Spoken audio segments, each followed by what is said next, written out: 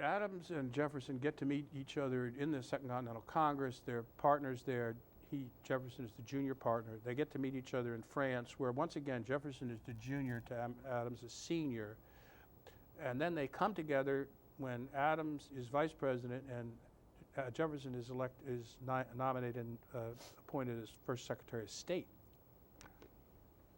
There will be a fissure and eventually a chasm between the two sides. One side, the Federalists, which is Washington's party and Adams's party and Hamilton's party.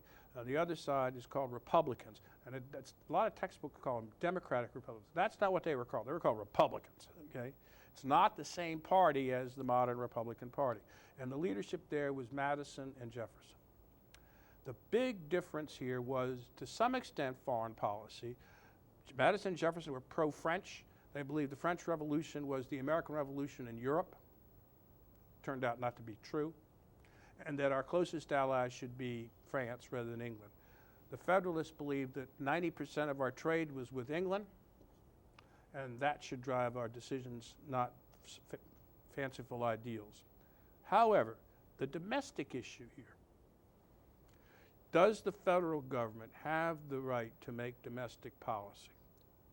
Or does that power reside in the state?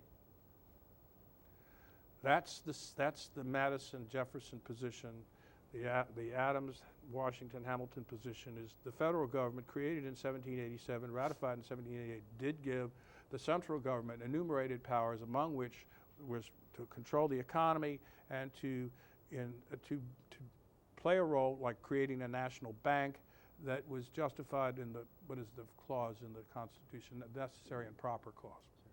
The Jefferson-Madison position is the desire to protect slavery. Because once the federal government can make domestic policy, slavery is doomed. Right. Or the issue is impossible to prevent from being debated. So that's the source of the difference between them. And they run against each other for the presidency twice. Once in 1796 when Adams wins by a narrow margin, 72 to 69, and once in 1800, which is, in my judgment, the dirtiest election in American history, even dirtier than 2000. And Jefferson wins by a narrow margin, mostly because Burr has bought the New York electoral votes. And that's the place where Jefferson hires this scribbler named James Thompson Callender to libel Adams. And he doesn't pay Callender what Callender thinks he's due. And so Callender turns on Jefferson, and he's the one who exposes the Sally Hemings story. Anyway, they get back together in 1812. They don't physically get back together. They never see each other again. But they establish a correspondence of 158 letters, which is regarded as the capstone correspondence of the revolutionary generation. They really were, as Rush said, the North and South poles of the American Revolution.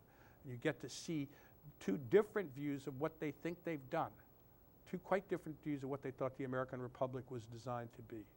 So that there's inside the revolution itself some checks and balances, because the people themselves don't always agree.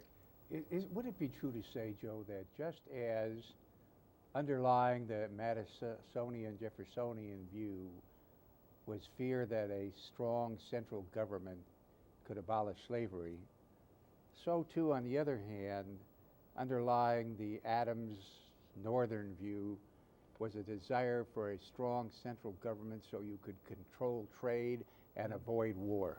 Yes, and orchestrate the development of the West. Right. I mean, that land. Like that, we didn't have to have an income tax until 1913. Except briefly in 1863. For the war, that's right. Yeah. But where was our money coming from? Yeah. It's coming from the sale of Western land as well as from duties. Right. See, that's an enormous thing, and so it needs to be managed properly. We bought Louisiana for $15 million. I don't know how many hundreds of millions of dollars the federal government got out of that, probably billions of dollars over the next 100 years.